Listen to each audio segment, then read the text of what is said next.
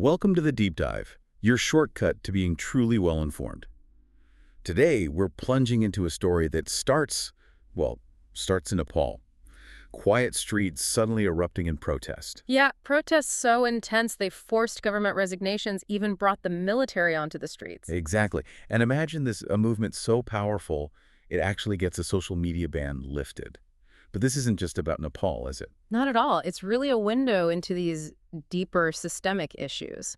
Things like corruption, inequality, information control, Yeah. issues that echo right across South Asia. Especially in India, its larger neighbor. That's right. So our mission today really is to quickly get you up to speed on these recent Gen Z protests in Nepal. And then zoom out, see how they connect to these really entrenched challenges in India. We'll pull out some surprising facts, key insights, but without, drowning you in information. Absolutely. Think of it as a journey. We start with the immediate sparks in Nepal. Then look at the sort of older roots of these problems in India. And finally, we'll explore how people are fighting back, both citizens and, interestingly, through some global mechanisms too. The key thing, I think, is understanding that interplay. Economic pressures, political reactions, the power of social media. It's all connected. Okay, let's unpack this. So, Nepal. Around September 8th, 2025, what kicked it all off? Well, the official trigger, the thing that got reported first, was a government ban on major social media. Facebook, X, YouTube. And the reason given? They claimed these platforms failed to register locally. But, honestly, that feels like the surface issue. You think of it more than that. Oh, definitely. The crucial insight here is that this ban wasn't the real cause. It was more like dropping a match. Onto what? Onto this already existing pile of public anger, really widespread frustration over corruption, over nepotism. It was already simmering. So the band just lit the fuse. Pretty much. And things escalated incredibly fast. I mean, really quickly. How fast are we talking? Within days, you had the prime minister and the president resigning. And the protesters, many of them, young people, students, they weren't just marching peacefully. No. No. Reports show them raiding government buildings, politicians' homes. Some sources even mention the parliament building being set on fire. That's serious escalation. It is. And there were even reports of protesters taking firearms from some of these homes. Which led to? Well, the Nepali army stepped in, deployed troops, armed troops, M16s were mentioned, to maintain law and order, made arrests. But the protests continued. They did. Despite calls for peace, even from the army general, the momentum was there. And the human cost. Yeah. It sounds like it was significant. Tragically, yes. Our sources confirm 19 deaths, over 300 injuries. Awful. And some reports mentioned really severe injuries like gunshot wounds to the head and chest. It paints a very stark picture. But amidst all that tragedy, there's this point about the social media ban being lifted. Right, which is fascinating. It really highlights how crucial these platforms are now. Especially in a place like Nepal. Exactly. You've got 30 million people, and apparently 90% use the internet. Platforms like Discord basically became real-time control rooms for coordinating the protests. So the government couldn't just shut down communication? Not effectively. And it wasn't just the protesters saying it. Even a former Minister of Justice, Gobinda Bandi, publicly called the ban unconstitutional. So this wasn't just about tech access, it was about civic action. Absolutely. It's about this new kind of decentralized resistance that Gen Z in particular seems incredibly adept at mobilizing. It forced the government's hand. And you mentioned this wasn't happening in a vacuum. There were inspirations. Yeah, that's compelling too. The Nepali protesters were apparently drawing inspiration from similar movements. Yeah. Sri Lanka in 2022, Bangladesh in 2024. Both places where governments were eventually removed, right? Precisely. And a key motivator, something that really seemed to hit a nerve in Nepal. Videos. Videos of what? Just circulating on TikTok, mostly, showing the children of Nepalese politicians living these incredibly lavish lifestyles overseas. Well, the average income back home is, what? Around $1,300 a year, per capita. So that visual contrast, that perceived hypocrisy, it clearly fueled the anger. A very potent mix. And how did the neighbors react? India, Bangladesh? Cautiously. They expressed concern, offered condolences, advised their own citizens in Nepal to be careful. Standard diplomatic response. Pretty much.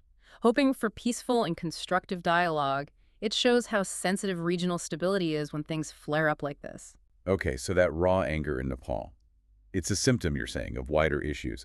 Let's pivot to India now. Right, because many of these underlying problems, corruption, inequality, they have really deep historical roots there. And corruption is seen as a major drag on the country. Hugely. It's widely blamed for holding back India's economy, and it touches pretty much every level of society. Do we have any numbers on that? How pervasive is it? Well, think about this. Back in 2005, a Transparency International study found over 62% of Indians reported paying a bribe to a public official. Wow, more than half. And fast forward to 2024, India's score on the Corruption Perceptions Index was 38 out of 100.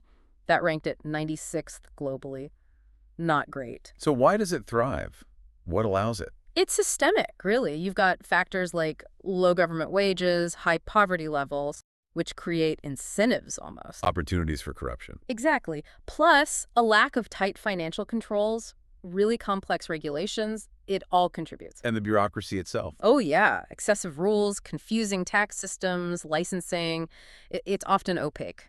This gives officials a lot of discretionary power, which can easily be abused. Even things like real estate taxes can play a part. Apparently so. High capital gains taxes can push people towards under-the-table deals to avoid them. And this corruption, it takes different forms, right? It's not just one thing. Absolutely. You've got everything from petty, everyday bribery to these massive grand corruption schemes. Like what kind of bribery are we talking about? Beyond the stereotypical traffic stop. Well, our sources point to the trucking industry, for example. Estimates suggest they pay something like $26 million annually in bribes, just to regulators and police. And the impact. Huge delays. It can apparently cost truckers up to 11 hours a day, potentially slashing the number of trips they can make by 40%. 40%, that's crippling. It is. Or think about getting a driver's license. Often involves paying agents maybe 2.5 times the official fee. Which means? Well, it means potentially unqualified drivers get licenses. One study found 54% of license holders failed an independent driving test. That's a public safety issue right there. Beyond bribery, what else? You've got cronyism, nepotism, giving jobs or contracts to friends and family not based on merit. Standard practice in some places, sadly. And public procurement. Government contracts, that's a big one. Bid rigging, kickbacks, sources even mention construction mafias dominating state-funded projects like road building. And money laundering. Yeah. Moving illicit cash. Yes, often using the hawala system. It's this informal, trust-based network for moving money, often undeclared black money. Where does it go? Often into offshore accounts like Swiss banks. And then that money frequently gets invested back into things like real estate to make it look legitimate. And these aren't just small-scale issues. We've seen massive scandals hit the headlines, right? Absolutely. Scandals with staggering costs. Remember the 2010 Commonwealth Games in Delhi? Vaguely, yeah. What happened there? Huge cost overruns, mismanagement. Estimates put the loss at around 1.7 billion US dollars. Major international embarrassment. In Colgate. That sounded big, too. That was the coal block allocation scam. A 2012 report estimated losses around $27 billion due to inefficient allocation, basically giving away resources without proper bidding. Implicated politicians, businessmen. So corruption reaching the highest levels. It seems so. Even social welfare programs aren't immune. The MGN-REGIE, that's the big Rural Employment Guarantee Scheme. Yeah, I've heard of it. Huge budget. Exactly. But it's faced criticism for corrupt officials allegedly pocketing funds or work being done really poorly. Money meant for the poorest people getting diverted. It's just infuriating when you hear that. It really is. And the impact isn't just financial or political. It hits ordinary people hard. How so? Give us some examples. Think about farmers, often called the backbone of the nation, right? But they face exploitation in markets, prices manipulated by middlemen. Leading to desperation. Tragically, yes. Thousands of farmer suicides reported annually. Then you look at soldiers. Protecting the country. Yet, sources indicate they often deal with poor living conditions, delayed payments, outdated equipment, and defense procurement itself is apparently riddled with scams. Bureaucracy valuing paperwork over lives, some say. That's deeply concerning. And healthcare. The COVID-19 pandemic really exposed fragility there. Black market oxygen, mismanagement, rural areas especially suffering from neglect, lack of staff. A system under immense strain made worse by these issues. And what about the youth, their future? Competitive exams, which are crucial for getting ahead. Plagued by problems, too. Paper leaks, scams, results getting canceled. It's incredibly frustrating for young people, pushes talented individuals to look for opportunities abroad. That classic brain drain. It paints a pretty bleak picture across the board. It does. And just to show how high up these allegations can reach, consider someone like Sharad Pawar, a very prominent former minister. What kind of allegations? Numerous ones over the years. Things like engineering price hikes for wheat and sugar, alleged links to companies in the 2G spectrum scam, even whispers about connections to the underworld. He denied these, presumably. Consistently denied them, yes. But the allegations persist. And his nephew, Ajit Pawar, was also implicated in big irrigation and cooperative bank scams. So it illustrates the reach. Exactly. It shows how these issues can potentially touch even very powerful figures, suggesting how deeply entrenched the challenges might be. Okay, so we have this pervasive corruption. And layered on top of that, or maybe intertwined with it, is this massive issue of inequality. Yes, and it's snark. There's a new study out from the World Inequality Lab called The Rise of the Billionaire Raj. Catchy title. What's the headline finding? It's pretty shocking, actually. It claims that India's income and wealth inequality are now among the highest globally. Higher than. Worse, even, than during British colonial rule. Wait, worse than under the British Raj? Seriously? That's the finding. The numbers are quite dramatic. Back in the 1930s, the top 1% in India held just over 20% of national income. Okay. After independence, with more socialist policies, that dropped. By 1982, it was down to about 6%. A significant reduction. But then, by 2022-23, it had soared back up to 22.6%, unprecedented levels. And that's income. What about wealth? Actual assets? Same story, maybe even more pronounced. In 1961, the top 1% held less than 15% of the wealth. Today, it's over 40%. Over 40% of the nation's wealth in the hands of 1% of the population. Exactly. And look at billionaires. Dollar billionaires. India had just one in 1991. One. By 2024, that number exploded to 271. 271. Making India third globally, behind only China and the U.S. in the number of billionaires. That growth is just mind-boggling. It is. And you see the contrast vividly. Think about that Ambani pre-wedding celebration recently, costing reportedly $120 million.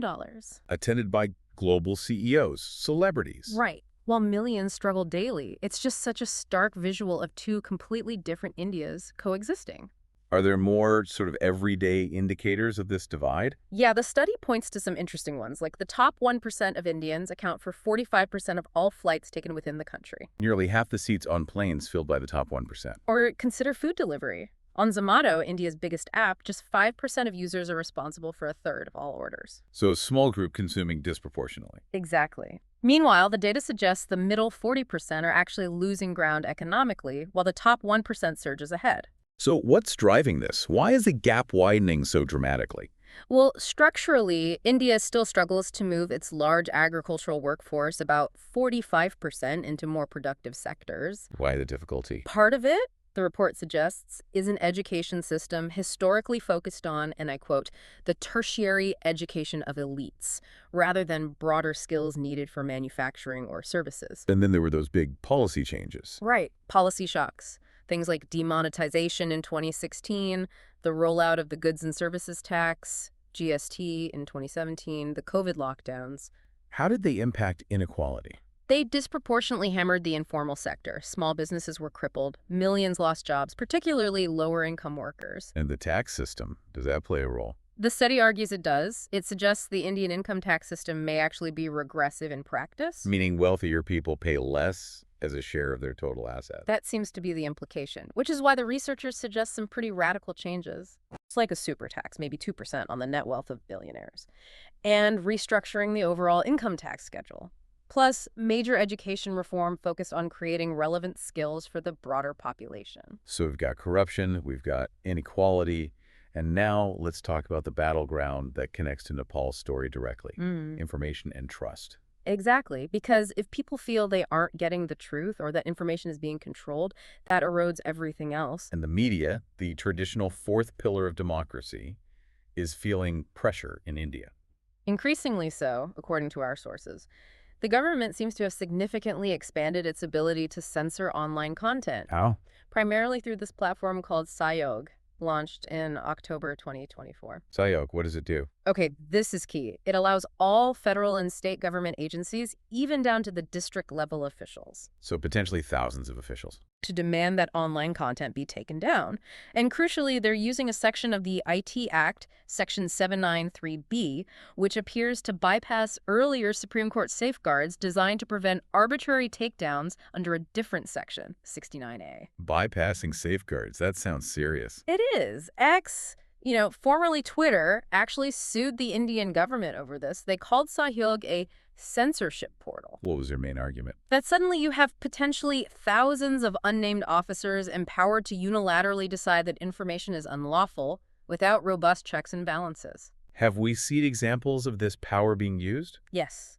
Journalists, news outlets, both Indian and international, have reported facing blocking orders without getting clear reasons. Maktub, the editor of Kashmir Times. And not just national level stuff. Apparently not. One source mentioned a case where a local police officer in Bihar ordered a takedown of a social media post that alleged corruption within his own local area. Wow. That shows how granular the control could potentially become. Precisely.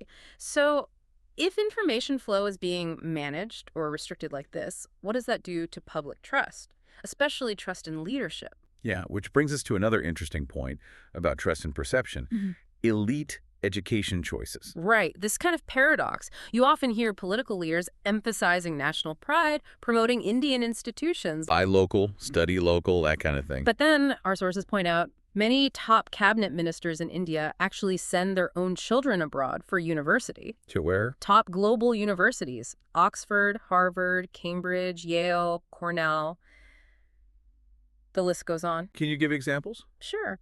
Defense Minister Rajnath Singh's son reportedly studied at Leeds. Finance Minister Nirmala Sitharaman's daughter at Northwestern. External Affairs Minister Jaishankar's children at Georgetown and Denison. So it's quite common at that level. It seems to be. And it sparks debate, obviously. What are the arguments? Well, some say it's just a personal choice, seeking the best possible education. Maybe it even frees up seats in top Indian institutions for others. Plausible. And the criticism. Critics call it hypocrisy, pointing to the rhetoric about strengthening Indian education versus the actions of sending their own kids overseas, using phrases like hard work over Harvard and speeches while their family benefits from Harvard. So it becomes a symbol. Exactly, a symbol of a potential disconnect. One opposition leader even called it a symptom of a diseased education system, implying that perhaps the elites don't fully trust the quality of the system they oversee for everyone else. Okay, so the challenges are significant corruption, inequality, information control. But what's being done? Are there efforts within India to fight back? Yes, there are definitely mechanisms in place. Legally, India has several anti-corruption frameworks. Touch it. The Right to Information Act, the RTI Act from 2005 is a big one. It's been used extensively by citizens and civil society, handling millions of requests. It's seen as having reduced corruption significantly in some areas. But it's not without risks for those who use it. Right. True, users can face threats. But there are also right to public services laws in various states, meant to guarantee government services within specific timelines. Trying to reduce opportunities for delays and bribes. Exactly. Then you have the Companies Act of 2013, which increased penalties for corporate fraud and mandated whistleblower mechanisms within companies. And targeting illicit money abroad. Yes, the Black Money Act of 2015 aims specifically at undisclosed foreign income and assets. So the laws exist. What about enforcement? That's often the sticking point. There are agencies like the CBI and state anti-corruption bureaus, but a U.S. State Department report pointed out a general lack of accountability for official misconduct, often due to lax enforcement and a court system that's incredibly overburdened and under-resourced. Conviction rates can be low. And whistleblower protection. You mentioned the Companies Act mandates it internally, but is there broader protection? There is a Whistleblower Protection Act from 2014. However, it's been criticized. For what reasons? For not guaranteeing anonymity, lacking strong judicial review processes, and having a narrow scope, it apparently excludes the armed forces and some top officials. So, room for improvement there. Are there any bottom-up approaches? Yes. Citizens getting involved directly? Yes, definitely. Social auditing is a key example. It actually started in Rajasthan back in the 90s. What is it exactly? It empowers ordinary citizens to directly examine and assess how public money is being spent on local projects and programs. It was formally included in the MGN Regie scheme we mentioned earlier. Giving people a direct say in accountability. Exactly. A way to check things at the grassroots level. Now, here's something really fascinating, possibly surprising for many of our listeners in India. Okay. What if you, as an Indian citizen, have information about corruption, but it involves American companies or U.S. government contracts? Ah, the international angle. Right. You might actually be eligible for significant financial rewards and legal protection under U.S. laws. Regardless of your own citizenship. Regardless of your citizenship. This highlights the global reach of some anti-corruption efforts. So which laws are we talking about? Well, there's the Foreign Corrupt Practices Act, the FCPA. If you report an American company bribing foreign officials and it leads to sanctions over $1 million, You could get. whistleblowers can potentially receive 10 to 30% of the amount recovered. 10 to 30%. That could be substantial. Absolutely. And it's not just bribery. There are anti-money laundering laws, AML laws offering similar rewards for tips about money laundering or violations of U.S. sanctions. Okay. What else? There's also the False Claims Act. This allows private individuals to file lawsuits on behalf of the U.S. government if they know about fraud committed against the government. It's called a key TAM lawsuit. Suing for the government, essentially. Yes. And if it's successful, the individual, the whistleblower, can receive between 15 and 30% of the recovered damages. And these protections apply even if you're not a U.S. citizen. As long as the U.S. has legal jurisdiction over the matter, for example. If it involves a U.S. company, U.S. banks, or U.S. government funds, yes. It's a powerful, maybe unexpected tool for accountability that crosses borders. Wow. Okay, we have covered a lot of ground today. Quite the deep dive. Definitely. From those intense youth protests in Nepal, sparked by that social media ban, but really fueled by deeper anger. All the way to looking at the deep roots of corruption and that staggering inequality in India. And seeing how interconnected it all is, how these issues affect everything, farmers' lives, economic growth, even democratic trust. It really feels like an unfinished revolution in a way, where knowledge is emerging as a powerful force. Absolutely. Whether it's the data coming from the World Inequality Lab, or citizens determinedly using the RTI Act, or the sheer boldness of Gen Z in Nepal. Risking so much to make their voices heard. Exactly. The people in Nepal, they forced their government's hand on that social media ban. They effectively asserted that, quote, truth cannot be silenced if people are willing to defend it. A powerful statement. It makes you think. Given everything we've discussed, the complexities of information control, the persistence of these deep inequalities, what role do you, our listener, think individual citizens play? How much power do individuals have in demanding accountability and actually shaping their nation's future, especially when you're up against systems that seem to thrive on silence? How do you defend that truth?